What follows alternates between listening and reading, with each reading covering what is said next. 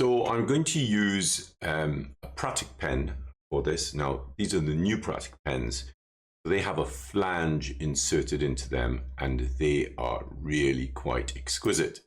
So you can see that that central flange is in the middle of it and it really gives you a beautiful sort of placement when you're writing on the page, but it also really helps you to create some super sharp lines. So I'm going to write a little bit of text.